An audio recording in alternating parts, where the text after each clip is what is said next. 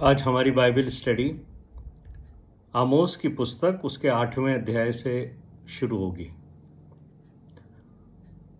लेकिन 8वें अध्याय के अलावा हम पहले अध्याय और दूसरे अध्याय पर भी अपना ध्यान फोकस करेंगे। आमोस की पुस्तक का 8वां अध्याय एक रिमाइंडर है उन कॉन्सिक्वेंसेस की वजह से जो परमेश्वर की आज्ञाओं से फिर जाने और करप्शन, इनजस्टिस और फॉल्स रिलीजियस प्रैक्टिसेस को अपनाने से आती है। इसमें जो जजमेंट इस्राएलियों पर आने वाला है वो बहुत ही सीवियर जजमेंट है, और जब हम इसकी स्टडी करेंगे तो आपको कपकपी सी आ जाएगी। ये जो संदेश है ये परमेश्वर के डिवाइन जस्टिस को हमारे लिए धार्मिकता की ओर फिरने का एक आह्वान है। परमेश्वर मुझे और आपको भी ये आह्वान देते हैं कि मेरी ओर फिर जाओ। और ये जो अध्याय है वो हमें बताता है कि किस तरह हमने स्पिरिचुअल इंटीग्रिटी को, आध्यात्मिक ईमानदारी को और न्याय को, यानी आध्यात्मिक सच्चाई को या ईमानदारी बनाए रखने में हम असफल हुए, और हमने अपने रोजमर्रा के जीवन में न्याय और निष्पक्षता के साथ कार्य नहीं किया। हमारा व्यवहार वो नहीं है जो होना चाहिए था।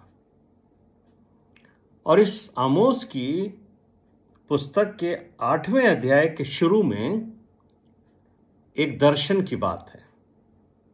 यहां से एक दर्शन शुरू होता है जो परमेश्वर आमोस भविष्यवक्ता को दिखा रहा है। आमोस का 8वां अध्याय खोल लीजिए और उसके पहले 2 पद में हम इस बात को पढ़ते हैं जो आज का हमारा थीम है, a basket of summer fruit. धूपकाल के फलों से भरी हुई एक टोकरी। परमेश्वर ने आमोस को एक दर्शन दिया है और फिर उससे पूछा, हे आमोस, तुझे क्या दिखाई देता है? और आमोस ने यहोवा परमेश्वर को जवाब दिया है। आमोस कहता है कि मैंने धूपकाल के फलों से भरी हुई एक टोकरी को देखा है। तब यहोवा परमेश्वर ने आमोस को बता दिया कि ये टोकरी में रखे हुए फल का क्या अर्थ है। परमेश्वर की निज प्रजा इस्राएल के भविष्य को ये टोकरी बता रही है। परमेश्वर ने आमोस को स्पष्ट तौर से बता दिया कि मैं अब इस्राएल को उसके कर्मों की सजा दूंगा। और दूसरे पद में लिखा है, परमेश्वर कहता है, मैं अब उसको और ना छोड़ूंगा। या ये समझ लीजिए, परमेश्वर ने आमोस को स्पष्ट तौर से कह दिया कि मैं अब इनको नहीं बख्शूंगा।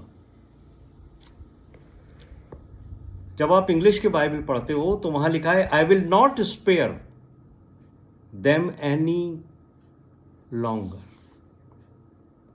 और उर्दू की बाइबल ने लिखा है, मैं अब इनको दरगुजार न करूंगा। दरगुजार का मतलब होता है मैं अब इनको क्षमा नहीं दूंगा, अब मैं इनको माफ नहीं करूंगा। खुदा ने आमोस को स्पष्ट तौर से कह दिया है कि मैं अब इनको दंड दूंगा, अब मैं उन्हें नहीं छोड़ूंगा। यानी परमेश्वर की सहनशीलता की भी एक सीमा है। ये मुझे और आपको भी याद रखना चाहिए। इस दर्शन में इस्राएली जाति से परमेश्वर कुछ कहना चाहता है, यानी इस दर्शन का और इस्राएल जाति दोनों का कुछ कनेक्शन है। और ना सिर्फ इस्राएलियों का, बल्कि मेरा और आपका भी इससे कनेक्शन है। यानी इस्राएली जाति और धूप काल का फल, इन दोनों का अंत आ गया है। या कहें कि इस्राएल के ऊपर परमेश्वर का जजमेंट आ गया है। ये जो धूप काल के फल हैं, इसका क्या दर्शन है, इसका मतलब क्या है, जिसको हम इंग्लिश में समर फ्रूट कह रहे हैं, इसका अर्थ क्या है? इसका अर्थ है कि इस फल का समय पूरा हो चुका है और अब ये जो फल है, जो पूरी तरह से पक चुका है, ये अब ज्यादा समय तक रखा नहीं जा सकता। क्योंकि यदि आपके घर में भी पूरी तरह से पका हुआ फल है, उसको कंज्यूम करना जरूरी है। और अगर आपने उसको रखा तो वो 1 या 2 दिन के अंदर सड़ जाएगा। इसलिए परमेश्वर कहता है कि इसे पेड़ पर से तोड़ना जरूरी है, यानी इसे अलग करना जरूरी है। परमेश्वर अपनी निज प्रजा को, जिसको वो उठाए उठाए फिर रहा था, लाल समुद्र से लेकर के और इन कई वर्षों तक, जबकि उनके बीच में न्यायी आए, राजा आ गए, सब कुछ समय के अनुसार ढलता चला गया और इनका नैतिक जीवन, इनका आध्यात्मिक जीवन और इनका परमेश्वर के प्रति प्रेम लगातार नीचे गिरता गया है। इसलिए आमोस की पुस्तक 8वें अध्याय के 3 पद में आमोस को परमेश्वर ने कहा, स्पष्ट तौर से कहता है परमेश्वर कि जब मैं इनका न्याय करूंगा इस्राएलियों का, तो फिर उस दिन तुम्हारे जो आनंद के गीत हैं ना, जो तुम मंदिर में गाते हो, वो फिर विलाप में बदल जाएंगे। उस स्थान पर जहां आराधना स्तुति होती है, और जब हम चर्च में जाते हैं और आराधना करते, स्तुति करते हैं, हम आनंदित होते हैं, खुश होकर गाते हैं। लेकिन परमेश्वर का वचन कह रहा है कि एक समय ऐसा आएगा कि तुम मंदिर में मेरे सामने जो प्रसन्नता के गीत गाते हो, वो गीत मैं तुम्हारे विलाप में बदल दूंगा, तुम्हारे आंसुओं में मैं बदल दूंगा। खुदा आमोस से कहता है कि जब मैं मेरी प्रजा इस्राएल का न्याय करूंगा, तो ये स्थान जो मेरा कहलाता है, जो मैंने तुम्हें दुआओं के लिए दिया है, वो तुम्हारे रोने, विलाप और पीड़ा से, तुम्हारी आहों से भर जाएगा। खुदा दयावंत है, दंड देने में वो धीरज धरता है, और उसका कारण है कि वो चाहता है कि सबको पश्चाताप का पूरा मौका मिले। लेकिन याद रखिए मेरे प्रिय भाइयों और बहनों, खुदा न्यायी भी है। वो न्याय भी करेगा, ना सिर्फ इस्राएल का, ना सिर्फ उन अन्य जाति लोगों का, बल्कि मेरा और आपका, जो ये कहते हैं कि हम भी परमेश्वर की निज प्रजा हैं। इस्राएलियों को एक समय तक छूट दी गई है, हमें भी एक समय तक ही छूट दी जाएगी, और उनका न्याय परमेश्वर करेगा। लेकिन न्याय करने से पहले परमेश्वर ने कई बार इस्राएलियों को चिताया, और परमेश्वर अपने वचन के द्वारा हमें भी लगातार चिताता रहता है। जैसे इस्राएलियों ने परमेश्वर की आज्ञाओं को नहीं माना, जैसे इस्राएलियों ने परमेश्वर के वचन की ओर मन नहीं फिराया, हमारे लिए भी ये वार्निंग है। इसके पहले कि न्याय हम पर आ पड़े, हमें भी परमेश्वर को वचन के अनुसार अपना मुंह दिखाने के लिए अपने आप को तैयार करना है।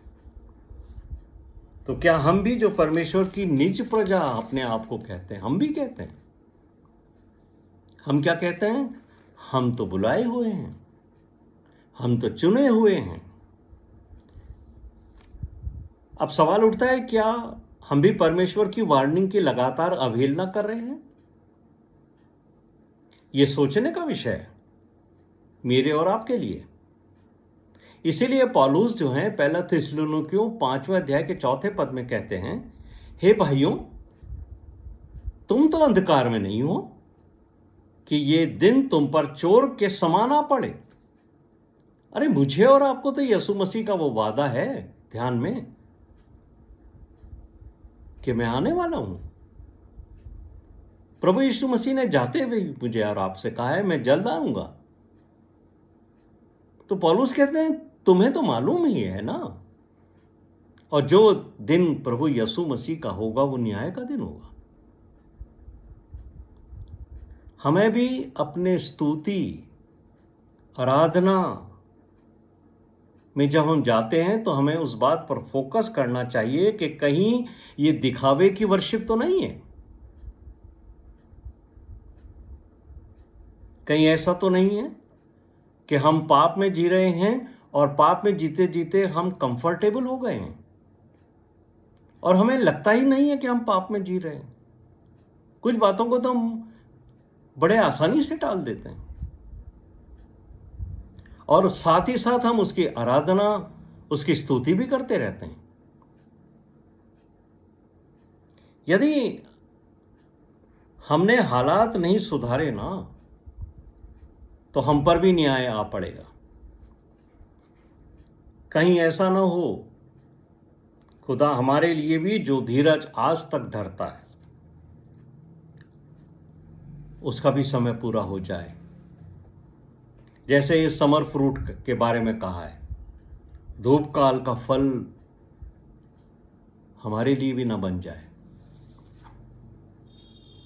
इसलिए यशायाह ने 55वें अध्याय के 6 पद में कहा है, जब तक यहोवा मिल सकता है तब तक उसकी खोज में रहो, और जब तक वो निकट है उसको पुकारो।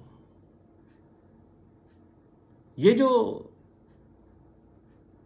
हमारा लार्जर फैमिली ग्रुप है जिसमें प्रत्येक संध्याकाल 8 बजे हम मिलते हैं, ये परमेश्वर की उपस्थिति में हम मिलते हैं। परमेश्वर स्वर्ग से उतर के हमारे बीच में आता है और हम उसकी आवाज को सुनते हैं।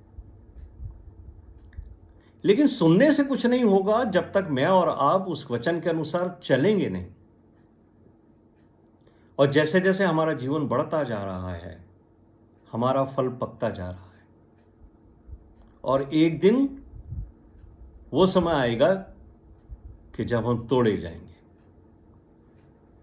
आमोस का 8वां अध्याय उसका 3 पद दोबारा पढ़िए, फोकस कीजिए, ध्यान दीजिए इसके ऊपर कि आमोस क्या कह रहे हैं। परमेश्वर यहोवा की ये वाणी है, उस दिन मंदिर के गीत हाहाकार में बदल जाएंगे और शवों का बड़ा ढेर लगेगा और सब स्थानों पे वे चुपचाप फेंक दिए जाएंगे। जब मैंने इसका इंग्लिश वर्जन पढ़ा, मैनी डेड बॉडीज एवरीवेयर, रात के समय जब मैं अध्ययन में था, मैंने आंख बंद करके इस बात को सोचा। आप भी सोचिए, थोड़ी सी देर के लिए इमेजिन कीजिए, आप घर से बाहर निकले हैं और आपको चारों तरफ डेड बॉडीज दिखाई दे रही। थोड़ा आप आगे बढ़े हैं, बाएं तरफ आपने देखा डेड बॉडीज, दाहिनी तरफ का आपने देखा डेड बॉडीज। और क्या लिखा है इस वर्स में आगे, they shall be thrown out in silence. चुपचाप से लोग अपने घरों में और उन इमारतों के नीचे जो दबकर लाशें पड़ी हुई हैं उनके अपने लोगों की, जिन्हें वो खोजेंगे और जब पाएंगे कि उनकी डेड बॉडीज हैं, वो उनको अपने घरों से और उन स्थानों से निकालकर फेंक के चले जाएंगे। आप सोचिए, परमेश्वर का दंड इस्राएली लोगों पर आएगा, वो इतना भयानक होगा, इतना विनाश लाएगा कि हर जगह शव ही शव पड़े हैं, लाशें ही लाशें, ढेर लग जाएगा लाशों का। इन लोगों को सम्मानपूर्वक दफनाने का भी लोगों को मौका नहीं मिलेगा। इसलिए यहां लिखा है कि लोग जो हैं वो शवों को फेंक कर चले जाएंगे। इतना भीषण दंड अपने लोगों का, परमेश्वर का न्याय इतना खतरनाक।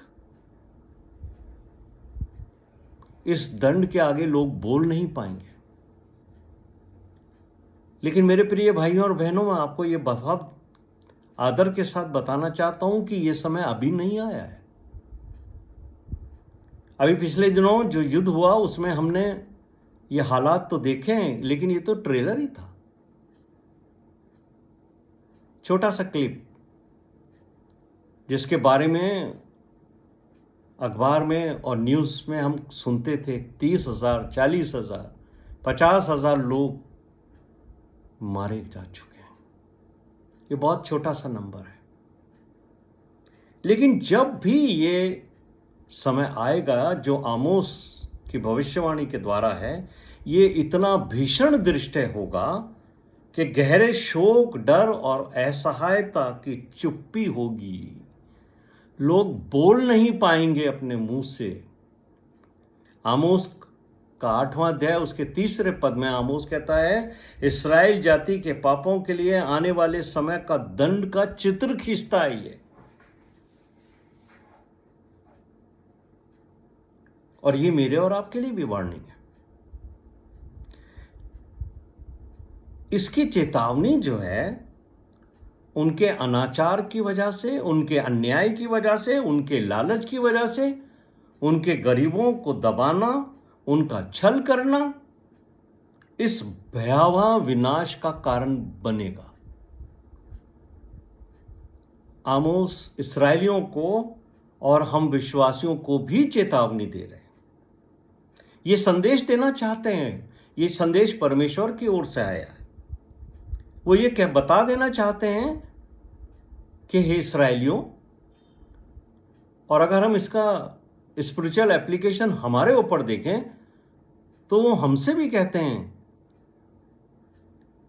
हे विश्वासियों, तुम जो अपने को निज प्रजा कहते हो ना परमेश्वर की, तुम जो कहते हो कि हम तो चुने हुए हैं, ये मत समझना कि तुम सुरक्षित हो। लेकिन याद रखना कि न्याय तो तुम्हारे ऊपर भी आएगा। न्याय से कोई नहीं बच सकता। तुम्हारे आराधनालय तुम्हें नहीं बचा पाएंगे। इस्राएलियों को तो बहुत ज्यादा अपने आराधनालय पे, अपने मंदिर पर बहुत ही भरोसा था, और वो सोचते थे कि मंदिर की तरफ मुंह करके ही प्रार्थना करो, मंदिर के पास चले जाओ, मंदिर हमें बचाएगा, क्योंकि परमेश्वर का वास है वहां पर, परमेश्वर हमें सुरक्षा देगा। लेकिन यहां आमोस ने स्पष्ट कह दिया कि तुम्हारा मंदिर तुम्हें नहीं बचा पाएगा, क्योंकि तुम्हारे कर्म भ्रष्ट हो चुके हैं। ये जो इस्राएली थे उनको 2 चीजों पे बहुत घमंड था। एक तो मंदिर पर बहुत घमंड था, और उनको अपने कर्मों पे भी बहुत घमंड, और आज भी वो अपने कर्मों पे बहुत घमंड करते हैं। और यीशु मसीह उनको बार बार चिताते थे कि ये जो तुम्हारे कर्म हैं ये परमेश्वर की व्यवस्था के विपरीत हैं। इसीलिए ओल्ड टेस्टमेंट मुझे और आपको भी कहता है, तुम्हारे कर्म, तुम्हारे काम मैले चिथड़ों के समान है। परमेश्वर तुम्हारे ऊपर कर्मों की वजह से दृष्टि नहीं करता है। लेकिन धन्य हम हैं विश्वासी लोग जिन्होंने यीशु मसीह को ग्रहण किया। हम कर्मों की वजह से परमेश्वर की संगति नहीं करते, परमेश्वर के नजदीक नहीं आते। लेकिन ये प्रभु यीशु मसीह में हम पर जो दया हुई है, ये हमारे कर्मों की वजह से नहीं, हमारे अच्छे चरित्र की वजह से नहीं, लेकिन उसकी दया की वजह से हम। लेकिन ये जो यहूदी हैं, इस्राएली हैं, ये आज भी अपने कर्मों को बहुत महत्व देते हैं। वो चाहते हैं कि हम अपने कामों से व्यवस्था को पूरी करें और परमेश्वर को प्लीज करें।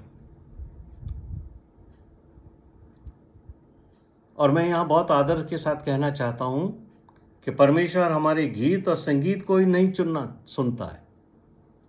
वो यही नहीं सुनना चाहता कि हम अच्छा गाएं, हम अच्छा संगीत बजाएं, लेकिन परमेश्वर हमसे चाहता है कि हम न्याय, दया और सच्चा जीवन व्यतीत करें।